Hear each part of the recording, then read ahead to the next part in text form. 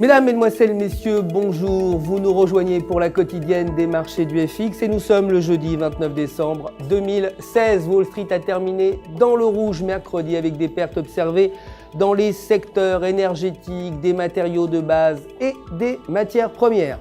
Le Dow Jones a perdu 0,56%, le S&P 500 0,84% et le Nasdaq 0,89%. À noter l'action Facebook qui a perdu également 0,93% et a clôturé à 116,92 $. Le dollar américain a continué son ascension contre les autres devises dans un trading plutôt léger avant le nouvel an. Les espoirs d'une croissance économique plus forte sous l'administration Trump et un rythme plus soutenu des remontées des taux de la Fed en 2017 ont continué à pousser le dollar. Aujourd'hui, les demandes d'allocation chômage sont attendues à 277 000 contre 275 000 précédemment. Du côté des matières premières, l'or a augmenté de 0,28% et a clôturé à 1 142 $ l'once, tandis que le pétrole brut a diminué de 0,52% et a terminé à 53,62 $ le baril. Du côté des devises, l'euro a perdu 0,34% contre le dollar pour terminer à 1,0421 et techniquement sur le graphique journalier, la paire évolue sous la moyenne mobile à 20 jours avec un momentum sous 0. Tant que la paire évolue sous cette moyenne, une baisse vers 1,0400 peut être envisageable.